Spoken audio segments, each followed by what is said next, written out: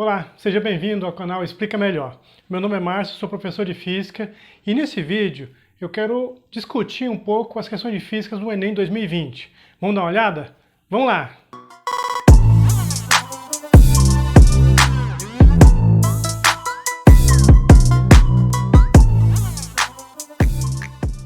Bom, vamos lá, vamos começar com a questão 92.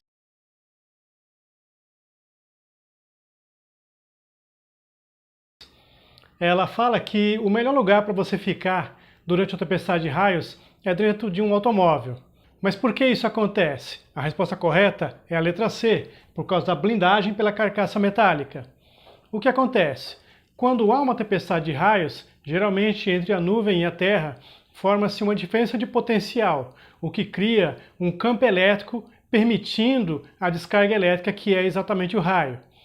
Bom, qualquer condutor metálico inserido dentro de um campo elétrico, em seu interior o campo será nulo. Dê uma olhada nessa figura. Sendo assim, estando dentro de um condutor onde o campo é nulo, você estaria protegido do raio. Agora vamos dar uma olhada na questão 93.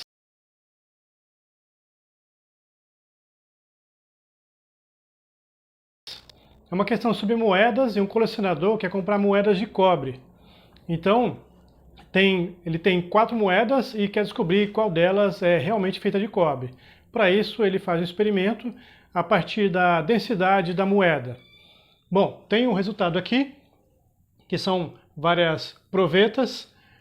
A primeira só tem água, né? Na segunda ele coloca uma moeda, na terceira ele coloca 2 moedas, na quarta 3 moedas e na quinta ele coloca as 4 moedas. Então a ideia é descobrir quais moedas são realmente de cobre a partir desse experimento. Bom, vamos lá. Primeiro vamos lembrar que densidade é igual a massa dividido por volume. E vamos lembrar também que 1 centímetro cúbico corresponde a 1 ml de volume. Bom, se densidade é massa por volume, então nós podemos escrever que volume é massa dividido por densidade. E o que a gente vai fazer então? Vamos calcular o volume que cada moeda ocupa se ela fosse realmente de cobre, já que o enunciado nos forneceu as massas. Então vamos lá. Para a moeda A, o volume dela é a massa dela dividido por densidade. Então temos 26 gramas dividido por 9 gramas por centímetro cúbico, que foi fornecido como densidade do cobre. Isso vai dar aproximadamente 2,89 centímetros cúbicos, ou seja, 2,89 ml. Aqui, na segunda proveta, colocando apenas a moeda A, nós vemos que ela sobe de 5 ml para 7 ml. Subiu 2 ml e não 2,89. 2,89 seria quase 3 ml. Então a moeda A ela não é só de cobre. Vamos para a moeda B. O volume da moeda B é a massa da moeda B dividido pela densidade. Então vai ficar 27 dividido por 9, que é igual a 3 centímetros cúbicos, ou seja, 3 ml de volume. Aqui na proveta 3, onde ele colocou a moeda B, veja que o volume subiu de 7 para 10, ou seja, 3 ml, exatamente o que corresponde à moeda. Então a moeda B, ela realmente é de cobre. Vamos para a moeda C. O volume da moeda C é a massa da moeda C dividida pela densidade. São 10 gramas dividido por 9, vai dar aproximadamente 1,11 centímetros cúbicos, ou seja, 1,11 ml. Aqui na quarta proveta, quando coloca a moeda C, o volume passa de 10 para 12, ou seja, 2 ml de aumento. Como a gente calculou 1,11, 2 ml é muito, então a moeda C não é feita só de cobre. Vamos para a moeda D. O volume da moeda D é massa da moeda D dividido pela densidade. 36 dividido por 9, que vai dar 4 centímetros cúbicos, ou seja, 4 ml. Na última proveta, quando ele coloca a moeda D, o volume sobe de 12 para 16 ml, ou seja, 4 ml de aumento de volume. Então, a moeda D realmente é de cobre. Conclusão, a moeda B é de cobre e a moeda D é de cobre. Gabarito, resposta D. Questão 95.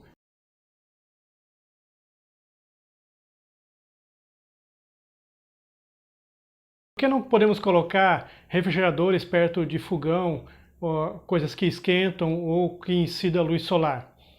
Bom, o que acontece? Para que o refrigerador funcione, é preciso que o calor saia de dentro dele e seja jogado para fora. Isso é um processo que não ocorre naturalmente, ou seja, o calor ir de onde a temperatura é menor para onde a temperatura é maior. Bom, o que acontece? Usa-se geralmente um gás para fazer isso. Esse gás ele é comprimido e expandido. Quando você comprime ele, ele libera calor, e quando você deixa ele expandir, ele absorve calor. Então o segredo é você deixar ele expandir quando ele está passando por dentro da geladeira ou do refrigerador e comprimir ele quando ele está fora do refrigerador. Quando ele está fora do refrigerador, é aquela parte de trás da geladeira, né, o chamado condensador. Muito bem. Para que ele seja comprimido, tem que ter um motor ali. O motor é que faz o trabalho de comprimir esse gás. Muito bem. Se você tem alguma coisa quente próxima, você sabe, o calor faz as coisas expandirem, evaporarem. Então, e você não quer isso, você quer comprimir e deixar aquele gás líquido. Então, como você está perto de uma fonte de calor, o motor vai ter muito mais trabalho para fazer essa compressão e liquefazer aquele gás. Essa é a resposta correta. Ou seja, letra D. A liquefação da substância refrigerante no condensador exige mais trabalho do compressor. O condensador é a parte de trás da geladeira, né? O motor vai ter mais trabalho para transformar aquilo ali em líquido. Questão 96.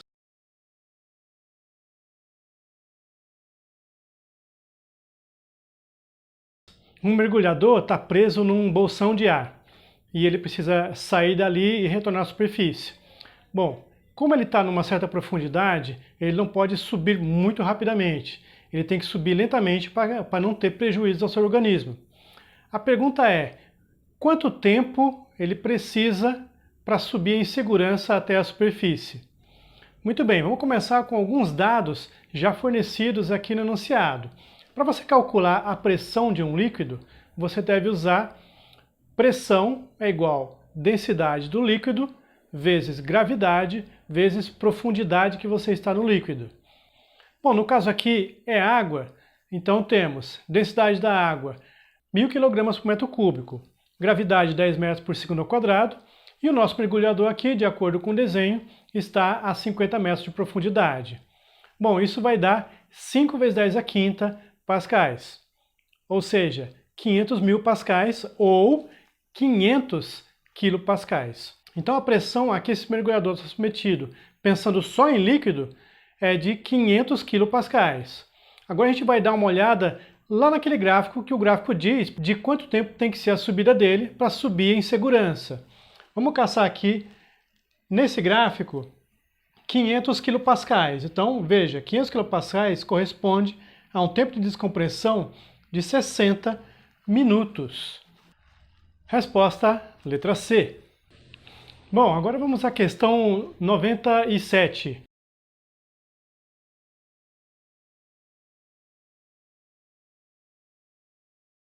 Em que um arquiteto ele resolve fazer uma maquete da Torre Eiffel. Bom, nessa maquete ela foi feita numa proporção de 1:100, ou seja, cada medida linear está na proporção de 1:100 para a torre real. O que ele quer descobrir é qual é a relação entre a pressão da torre e a pressão que a torre exerce no chão e a pressão que a maquete exerce no chão. Quer saber qual que é a razão entre essas duas pressões. Então vamos lá, isso aqui exige um caminho um pouquinho mais demorado. Vamos uma coisa de cada vez. Primeiro, definição de pressão. Pressão é força dividido por área. No caso aqui, tanto para a Torre Eiffel quanto para a maquete, a força vai vir do peso. A força-peso da maquete e a força-peso da Torre Eiffel. Então, pressão vai ser peso dividido por área. Ora, peso nós calculamos multiplicando a massa pela gravidade. Então, a pressão vai ser massa vezes gravidade dividido pela área. Muito bem, agora vamos trabalhar as massas. Como você está reduzindo o tamanho de cada peça da torre real para construir a maquete, a massa correspondente também vai ficar diferente. Como ele falou que é tudo feito do mesmo material, apenas as dimensões estão mudando, então temos que calcular essas novas massas. Vamos calcular a partir da densidade, já que ele está usando o mesmo material. Densidade é igual a massa dividido por volume, ou seja, massa é densidade vezes volume. Vamos fazer a conta agora para a maquete. Imagine uma peça qualquer da maquete. Ela tem tamanhos x, y e z. O volume desse pedaço vai ser x vezes y vezes z. Você multiplica as três dimensões. No caso da torre, a peça real teria 100x, 100y e 100z, ou seja, ela é 100 vezes maior, já que a proporção é de 1 para 100. E o volume dela seria 100x vezes 100y vezes 100z, ou seja, o volume da torre 10 a sexta vezes x, y, z. Em outras palavras, o volume da torre é 10 a sexta vezes o volume da maquete. É um volume bem maior. Bom, podemos aplicar isso agora por causa da massa. Massa é densidade vezes volume. Então, a massa da torre é igual a densidade vezes o volume da torre.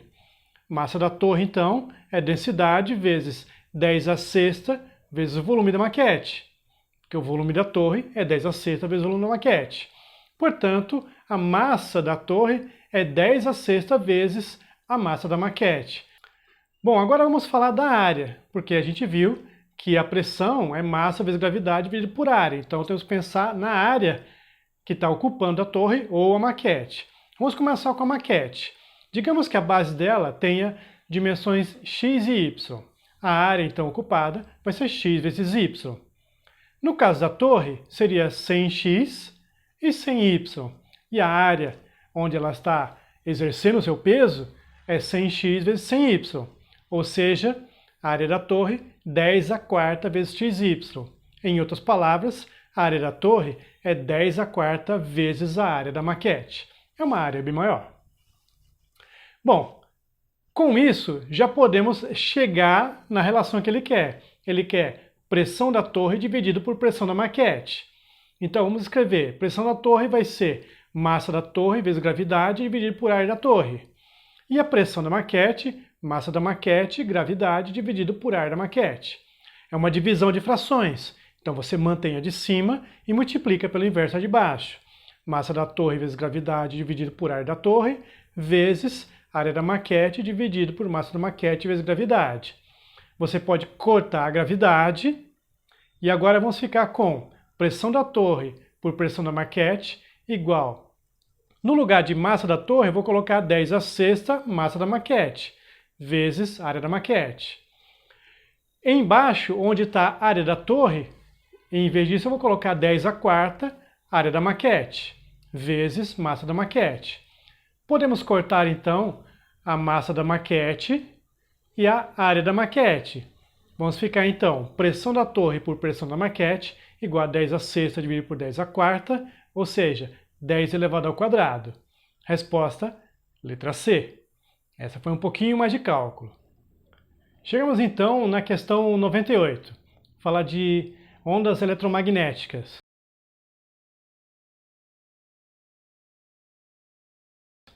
Bom, a parte importante que você tem que entender aqui é ondas eletromagnéticas compreendem infinitos tipos de ondas.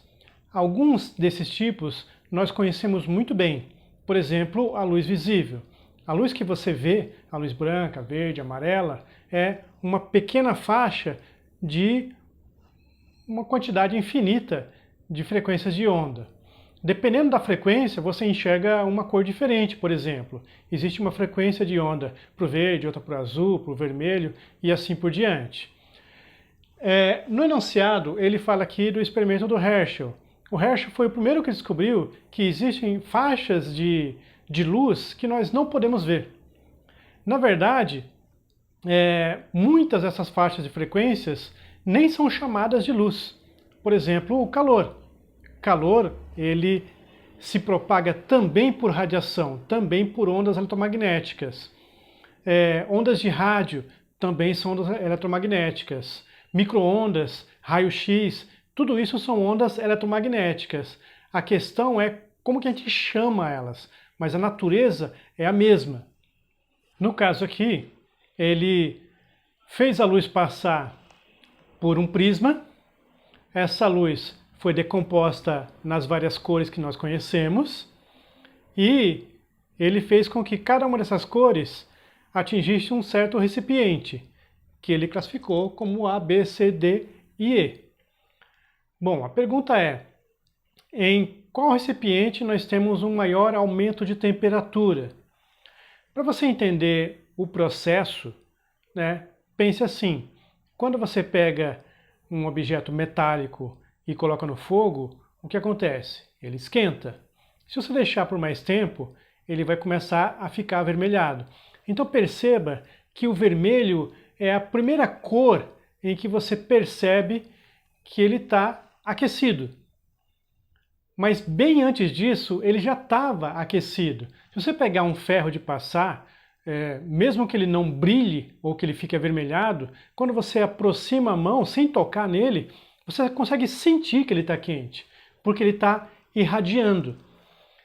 E essa energia que ele está irradiando é numa frequência antes do vermelho, porque se você esquentar mais, ele vai avermelhar. Ele vai começar a irradiar também no vermelho. Então, as frequências se aquecem já vêm antes do vermelho. No caso aqui, o recipiente A, que está recebendo o vermelho, vai ser o que mais vai aquecer. Porque o vermelho, o infravermelho, estão na faixa daquilo ali que a gente chama de calor. Questão número 100.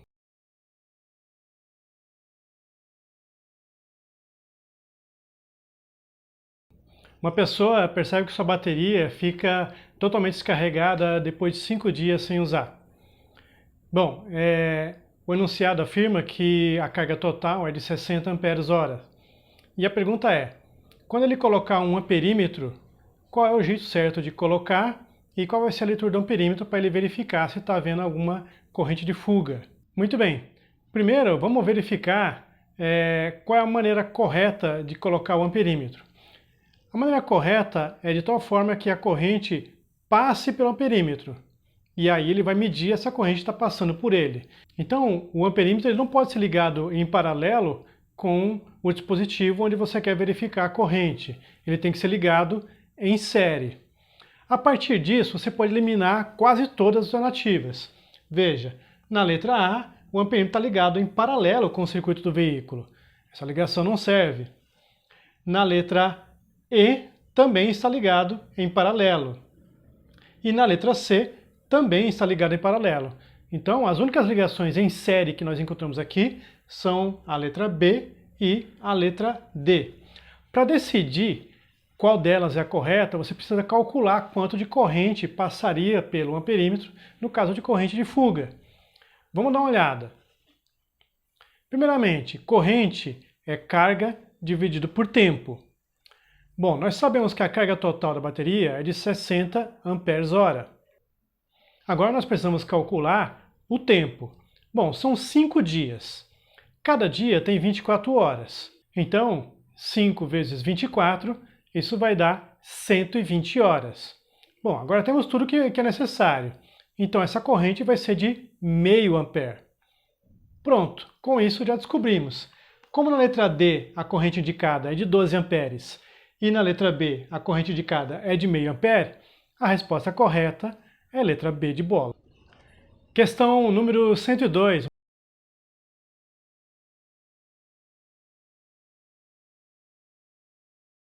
Questão bem simples. Ele fala de desenhos animados, onde observamos que as quedas e os lançamentos são desenhados de maneira bastante real, bastante fora da nossa física conhecida. É claro, o objetivo é mais fazer graça do que ensinar física. Mas a pergunta é, se você lançar de cima de um mesmo objeto, qual trajetória que ele teria? Bom, nesse caso aqui é um lançamento horizontal. E como nós já sabemos, no lançamento horizontal, a trajetória descrita vai ser um arco de parábola. Então, tudo que temos que fazer é procurar a alternativa que indica uma trajetória parabólica. Resposta, letra D de dado. Questão 103.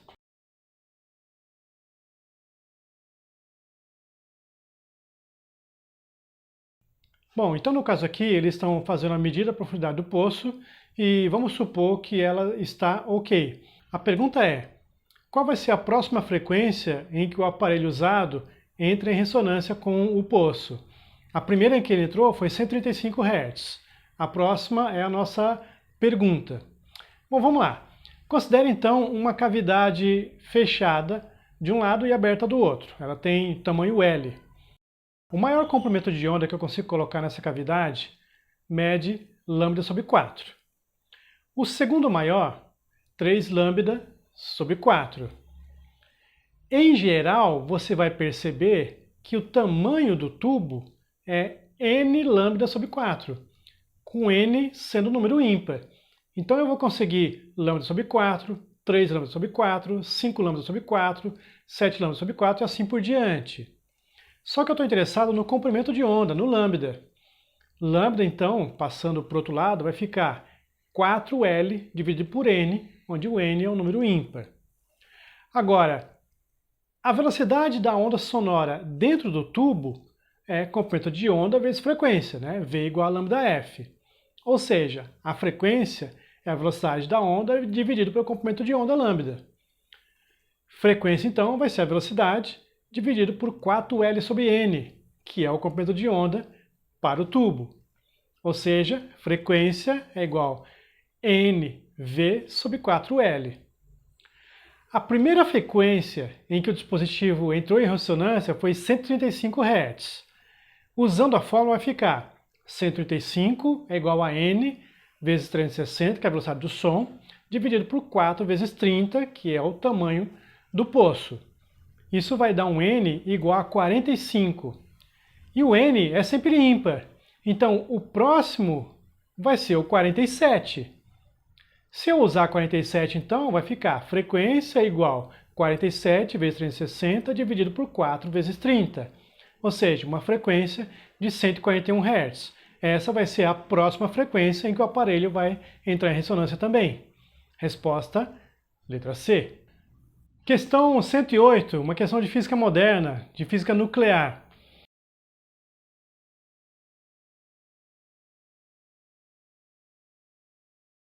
Bom, ele fala da bomba atômica e de energia nuclear, dos perigos, não só da explosão em si, mas dos resquícios radioativos que ficam após a explosão. E a pergunta é, qual é o processo envolvido na detonação de uma bomba? Bom, no caso de uma bomba nuclear, o processo envolvido é o processo de fissão, que é a quebra do núcleo.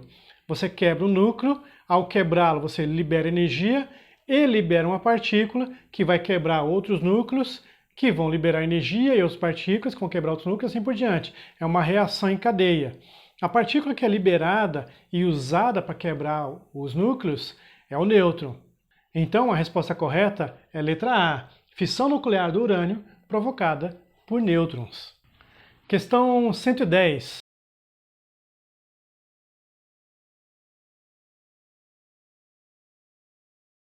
Trata de um aquário onde você tem o problema de manter a temperatura aproximadamente constante. Para isso ele usa um aquecedor, e esse aquecedor é de 50 watts e precisa manter constante a temperatura de 50 litros de água. A pergunta é, se o aquecedor for desligado, depois de 1 hora, qual vai ser a perda de calor sofrida pela água do aquário? Bom, vamos lá. Primeiro vamos começar com o fato de que 1 hora são 3.600 segundos. Isso vai ser bastante útil. Agora vamos trabalhar com potência. Potência é energia por tempo. A potência do aquecedor é de 50 watts. E a minha pergunta é, depois de 1 hora, qual vai ser a energia que ele deixa de dar para a água? Então ficamos com 50 é igual a energia dividido por 3.600. Ou seja, a energia vai ser de 180.000 joules. Ou seja, 180 kJ deixam de ser entregues para a água. Agora vamos usar a equação fundamental da calorimetria. Ela diz que calor é igual a massa vezes calor específico vezes variação de temperatura. Pois muito bem, o calor aqui que deixou de ser dado para a água é de 180 quilocalorias. Então vamos colocar menos 180 quilocalorias é igual a 50 quilos de água, que a densidade dela é 1 kg por litro. O calor específico da água foi dado enunciado, 4 kJ por quilo por Kelvin, vezes a variação de temperatura. Podemos cortar aqui quilograma com quilograma e quilojoule com quilojoule. Ficamos então com menos 180 é igual a 200, que é 4 vezes 50, vezes variação de temperatura, dividido por Kelvin, sendo Kelvin a unidade. Ou seja, a variação de temperatura é menos 180 dividido por 200 Kelvin. Uma variação de temperatura de menos 9 Kelvin. Ora, variação de temperatura em Kelvin corresponde exatamente à variação de temperatura em Celsius, pois as escalas têm o mesmo tamanho de grau. Ou seja, variação de temperatura de menos 9 graus Celsius. Resposta, letra C. Questão 112.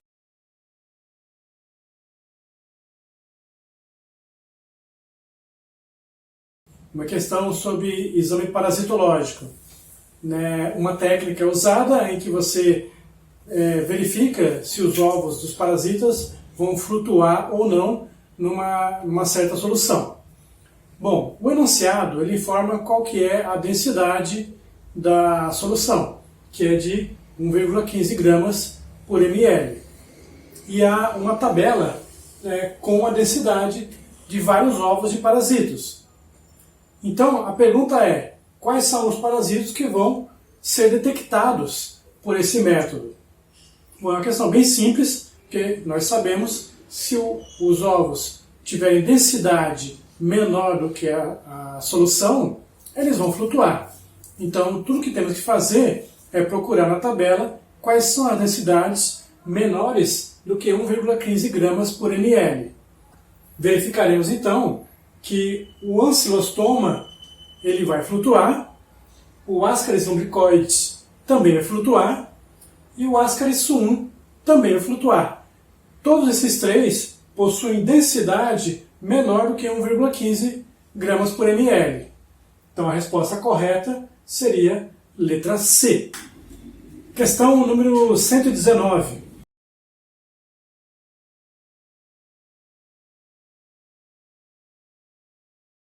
Fala de usina geradora de eletricidade. Na questão aqui, o operador percebeu um súbito aumento na diferença potencial criada pelo gerador. E a pergunta é, o que pode ter causado esse aumento na diferença de potencial? Bom, vamos lá. Vamos aproveitar o enunciado, onde ele explica que a diferença de potencial é criada pela variação de fluxo magnético nas bobinas do gerador. Bom, lembrando a lei de Faraday, ele explica que a diferença de potencial em espiras corresponde à variação de fluxo temporal dentro dessas espiras. Então, tudo que você precisa fazer para você criar uma diferença de potencial é fazer com que o fluxo magnético através das espiras mude com o passar do tempo. Agora vamos analisar cada uma das alternativas. Vamos lá. O aumento da diferença de potencial foi resultado do aumento do intervalo de tempo em que as bobinas ficam imersas no campo magnético externo, por meio de uma diminuição de velocidade no eixo de rotação do gerador. Bom, essa não é correta porque uma diminuição provocaria uma diminuição no fluxo magnético também, o que causaria uma diminuição na diferença de potencial. O que verificou-se foi um aumento. Então, letra A, descartada. Letra B, um aumento do fluxo magnético através das bobinas por meio de um aumento em sua área interna exposta ao campo magnético aplicado. Bom, a letra B também não pode ser porque não há motivo para o aumento da área das bobinas. Os geradores são elementos fixos, seus tamanhos não mudam, então não tem como ter um aumento nessa área. Letra C, o aumento da intensidade do campo magnético no qual as bobinas estão imersas por meio de aplicação de campos magnéticos mais intensos. Bom, em geral, os campos magnéticos são criados por ímãs permanentes, e aí a intensidade do campo magnético é fixa. Então, letra C, também descartada. Letra D, rapidez com que o fluxo magnético varia através das bobinas por meio de um aumento em sua velocidade angular. Resposta letra D é a correta, porque aumentando a velocidade angular você acaba aumentando também o fluxo magnético. Perceba, você não muda o campo magnético, nem muda o tamanho da bobina, mas aumentando a velocidade com que ela gira, você aumenta a variação do fluxo magnético, e é isso que cria a diferença de potencial. E letra E, que está errada, né? Aumento da resistência interna do condutor que constitui bobinas por meio de um aumento nas espessuras dos terminais. Bom, não há mudanças físicas nos geradores, então a letra E também está descartada. Resposta, letra D de dado. Questão 123.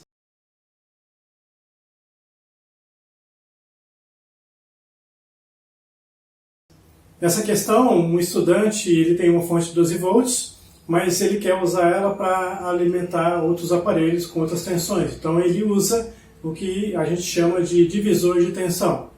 Aí ele consegue várias tensões a partir dos 12 volts que ele tem.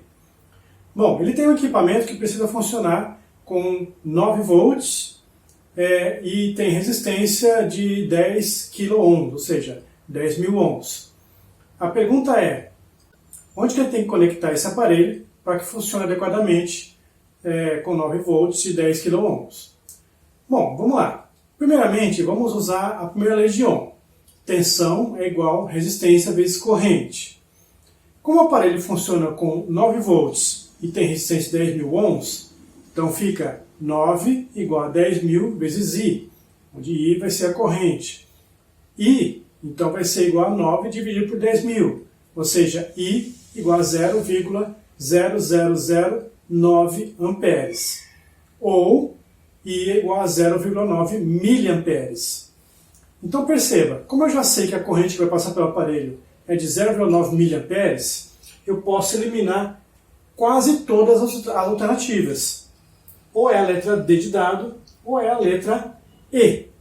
Só que agora ficou fácil, porque perceba, na letra E, ele manda você conectar o aparelho entre os pontos A e E. Se você fizer isso, conectando o aparelho entre A e E, ele vai estar conectado diretamente ao 12 volts da bateria. Só que ele funciona com 9. Então você não pode ligar ele entre A e E, porque estaria ligando em 12 volts e não em 9. Independente de quantos resistores tem ali no meio. A ligação vai ser direta com 12 volts. Então já sabemos que a resposta é a letra D. Mas vamos terminar o cálculo. Ligando entre B e E, você vai separar os resistores em um resistor de 100 e 3 de 100, ou seja, 300 ohms. O circuito vai ficar parecido com esse. Se eu aplicar a lei de Ohm no circuito inteiro, U é igual a RI, a tensão é 12 volts do circuito inteiro, a resistência é 400 ohms do circuito inteiro, e eu vou calcular a corrente. Então, corrente I é igual a 12 sobre 400. Agora, eu vou aplicar a lei de Ohm apenas entre B e E, que é onde eu vou colocar o aparelho. A tensão entre B e E eu quero descobrir, a resistência entre os dois é de 300 ohms, e a corrente é que eu acabei de calcular, 12 sobre 400. Calculando aqui, vamos ter uma DDP de 9 volts, que é exatamente o que o aparelho vai usar. Ou seja, se eu ligar o aparelho entre B e E, eu estou ligando ele em 9 volts. Resposta, letra D de dado. Questão 126.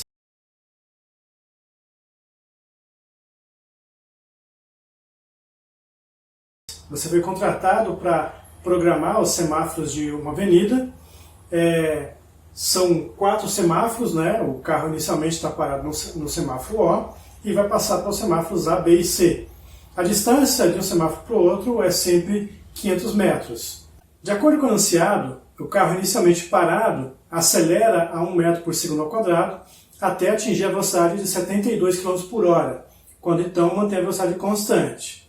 O programa pede que os semáforos mudem para verde quando o carro estiver a 100 metros de distância de cada um. A pergunta é, assim que o carro começar a andar, depois de quanto tempo cada semáforo deve mudar para verde? Então vamos lá. Primeiramente, vamos lembrar que 72 km por hora corresponde a 20 metros por segundo. Para chegar nisso, é só dividir por 3,6. Vamos usar a equação de Torricelli. V ao quadrado igual a V0 ao quadrado mais 2A ΔS. Nós vamos calcular que distância que ele vai percorrer até chegar em 20 metros por segundo. Então fica 20 ao quadrado é igual a 0 ao quadrado, porque ele começa no repouso, mais 2 vezes 1, que é a aceleração, vezes ΔS. Calculando então, o ΔS vai dar 200 metros. Então, ele terá percorrido 200 metros quando atingir a velocidade de 20 metros por segundo. Vamos calcular também quanto tempo levou para ele chegar nessa posição. Vamos usar a função horária dos espaços. S é igual a esse 0, mais V0t, mais AT ao quadrado sobre 2. Então fica 200 é igual a 0, começa no ponto O, que vai ser a posição 0, mais 0 vezes t, porque a velocidade inicial é 0, mais 1 vezes t1 ao quadrado sobre 2. Então esse t1 aqui vai dar 20 segundos. Então depois de 20 segundos que ele sai do semáforo O, ele está na posição 200 metros com velocidade de 20 metros por segundo. Mas ainda faltam 200 metros para o semáforo A acender, porque ele só acende quando o carro estiver a 100 metros de distância. Como ele está com velocidade constante, podemos usar agora V igual a ΔS sobre ΔT. Como a velocidade é 20 e ele ainda tem 200 metros pela frente, vamos calcular o tempo 2. O tempo 2 então vai dar 10 segundos. Resumindo, em 20 segundos ele percorre 200 metros e atinge a velocidade de 20 metros por segundo. Em mais 10 segundos ele atinge 400 metros e aí o semáforo tem que acender. E o tempo total então vai ser tempo para o semáforo A igual a T1 mais T2, que é 20 mais 10, que é igual a 30 segundos. Agora vamos calcular para o semáforo B. Como ele está em velocidade constante, V é igual a ΔS sobre ΔT. Então fica 20 é igual a 500 metros, ou seja, 100 metros para chegar no A e mais 400 para acender o semáforo B. Um total de 500. Dividido por T3. T3 então vai ser 25 segundos. Então o tempo para acender o semáforo B é o 30 que levou para acender o A, mais o 25 para acender o B, ou seja, 55 segundos. Vamos calcular agora para o semáforo C.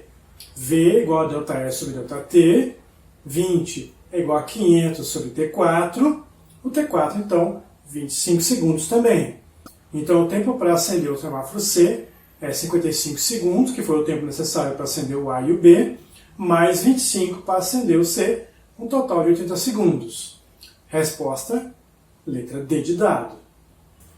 Questão 130.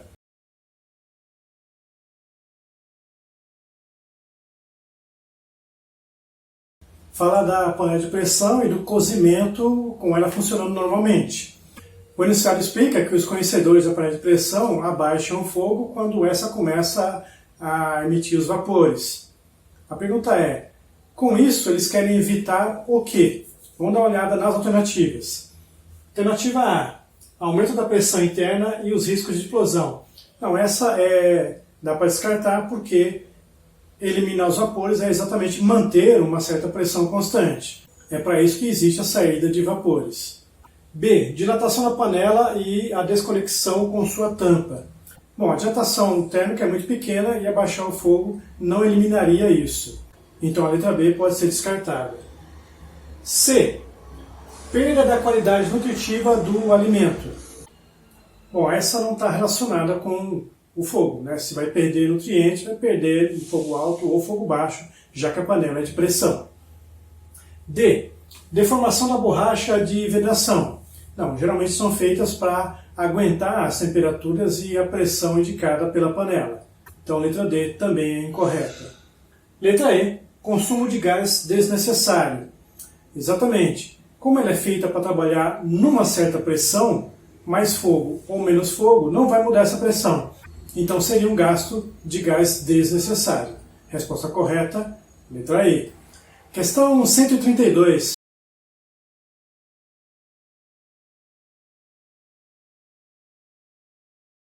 Fala de fones de ouvido que tem supressão de ruídos externos, o chamado cancelamento de ruído, CR. A ideia é que esses fones emitam um ruído semelhante ao ruído externo, só que com uma diferença de fase, de tal maneira que fique um negativo do outro. E aí você tenha um cancelamento do ruído para a pessoa que está ouvindo. Como diz o enunciado, não vai funcionar se for o choro de um bebê, que é muito irregular. Então não tem como você criar um padrão a partir disso e inverter o padrão. Ou então uma pessoa conversando, não tem como. Mas se é o barulho de um motor, que é uma coisa constante, tem como você captar e fazer a inversão para que haja o cancelamento. A pergunta é, qual é o fenômeno em que se baseia esse tipo de tecnologia? E a resposta é interferência. Então você emite uma onda que vai interferir com um som e tem que dar interferência destrutiva, cancelando o ruído. A resposta correta, então, letra B de bola. Questão 135, uma questão bem divertida e bem simples de fazer.